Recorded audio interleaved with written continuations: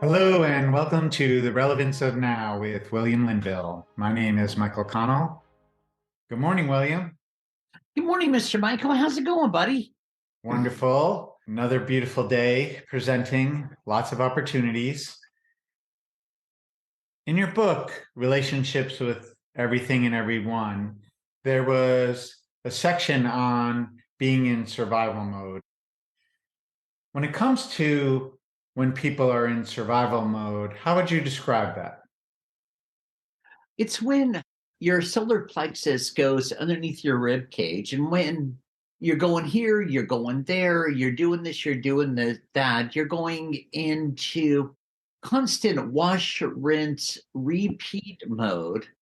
You're looking down and you're tunnel visioned, and you feel your body in a constant state of tightness, tightening upness, constantly in a state of like waiting for the other shoe to drop, waiting and even anticipating for this to happen, that to happen, and all of this interesting stuff to unfold itself, unveil itself, and coming into within and through your live stream in all these different funky ways, like you're waiting for life to happen to you rather than yourself being able to move forth, run forth, accelerate forth, enjoying yourself, open up as yourself, emanating, permeating, and expressing, and stepping out of anticipating life, surviving life, basically trying to get by rather than fully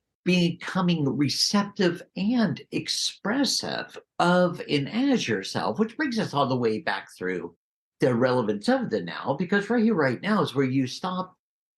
You're able to look up, look around, acknowledge what is, rather than just going through all the colorful emotions, going over here, going over there, doing this, doing that, and going through all the perceivable motions of everything.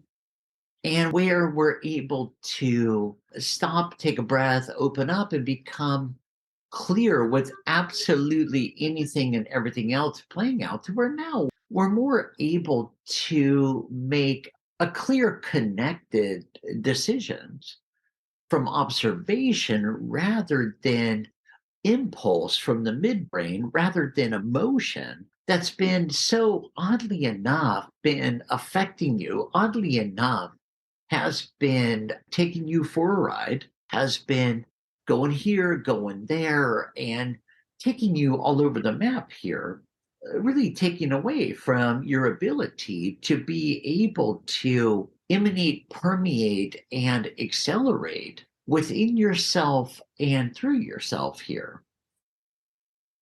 Reminds me of what you've shared is there's a number of people that live much of their life or periods of their time of their life in a consciousness of pain is bad, comfort is good, and the point of life is to be undisturbed. Yes.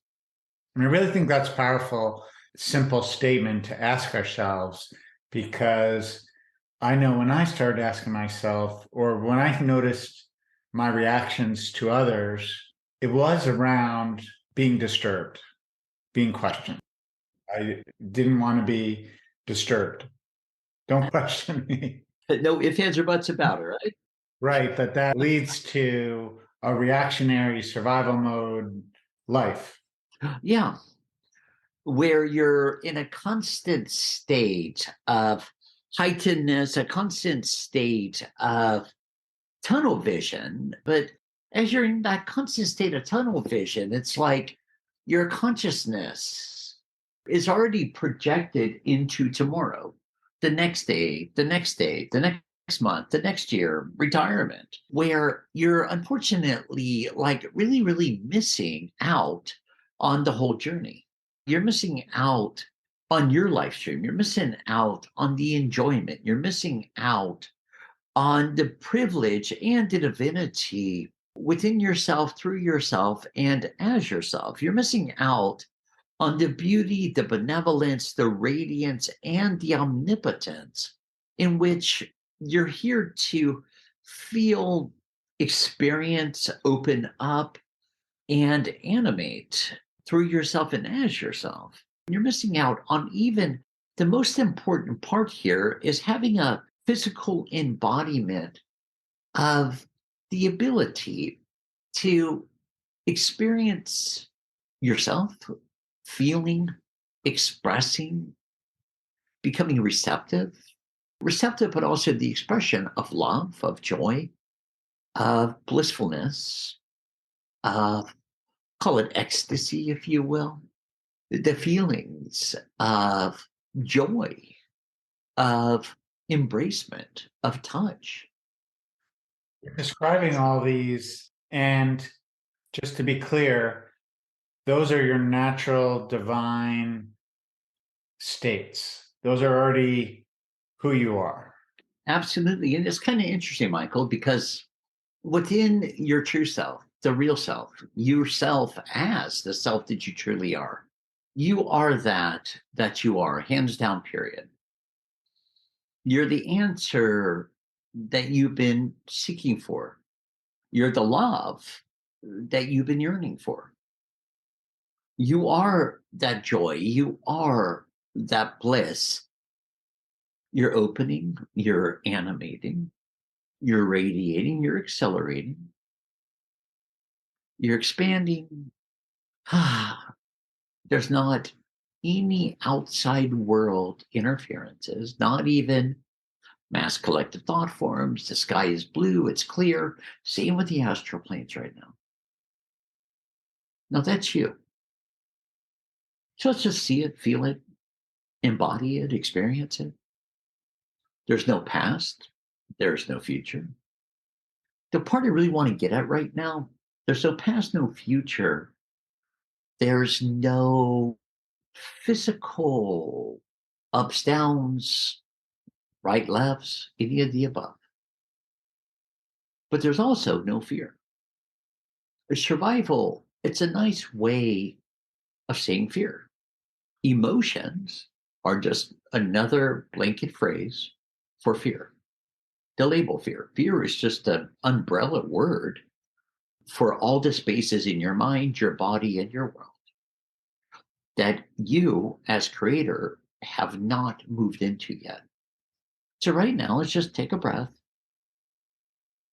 Let's really take the overview right now from the smallest thing to let it expand and expand and expand to where, right here, right now, we're not looking through this tiny little tunnel vision of the mental emotional model. We're not looking through the tunnel vision of even the small, confined tunnel vision of the taught perception of the mind. We're right here, right now, as creator incarnate, where we can see and even look and even splendor in the wonder of all of creation and how it works. Isn't it interesting how, quite literally, each and every day is different? There may be similarities, but it's not the same. And your heart's beating differently, your thoughts are different, and even your costumes. But it's interesting, right? When we stop, we take a breath, we wake up out of the watch, rinse, repeat tunnel vision. Yes. And so you're in survival mode, and it might be that you've lost your job. And what I hear you saying is if you just step out of tunnel vision about, I lost my job. I lost my job. What am I going to do? What am I going to do? If you just say, I lost my job, and start seeing what presents to the steps to take, the opportunities are really open up then. And what happens from there, Michael, is that we lose a job, but the most oddest thing is what you're losing is the limitation. And rather than going in circles, going into panic, survival, what am I going to do, blah, blah, blah, let's take a breath and even share with ourselves for a minute as a reminder. Okay, that job's left the building. All right, show me what else you have in store, family. Because you know it's going to be something better. I mean, that's just, you're not stepping down, you're stepping up. Now, you stop for a moment, you take a breath, you welcome forth your entourage, your guided realms, your angelic, archangelic, ascended host realms, call it guides, whatever best floats your boat. You welcome them forth and you're sending forth them, which is part of your manifest selves. All right, bring forth the next opportunity. Let's go. The biggest thing right now is this is not just about a job now. This is more about a direction to express. In summary, when it comes to living life in lieu of surviving it, is there something you'd like to share to wrap this podcast up? You deserve to be loved, embraced, caressed, and held in high esteem. That refers to every level of your being, your mind, your body, your presence, your aura, your soul, your life, your work, your wealth, your mind, your body, and your world. All of that is part of your divinity.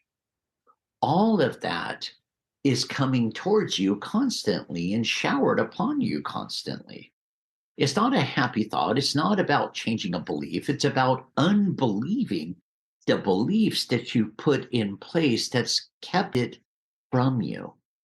So, this acknowledging of our divinity and our true self and our joyful presence, and that we are a facet of creator consciousness, acknowledging that and then moving towards it, diving into it to assist yourself in moving beyond the beliefs that are leaving you in survival or not satisfied.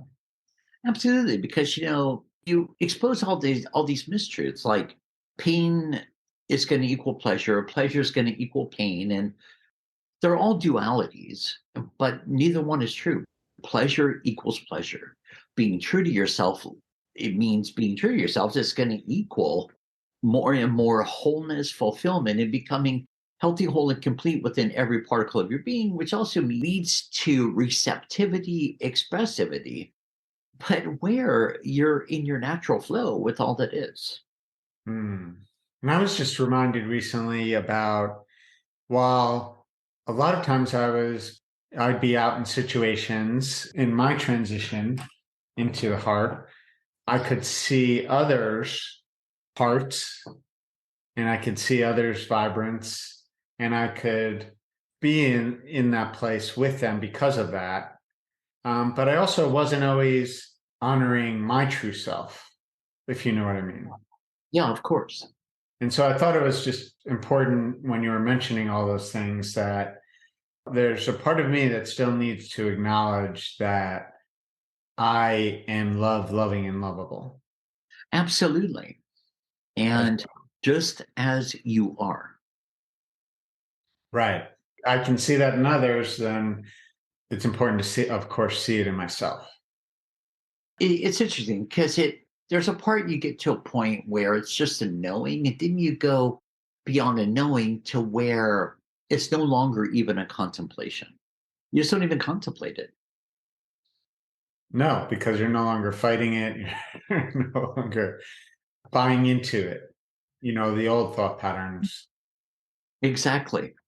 You just keep moving, flowing, and expanding. Thank you so much, William.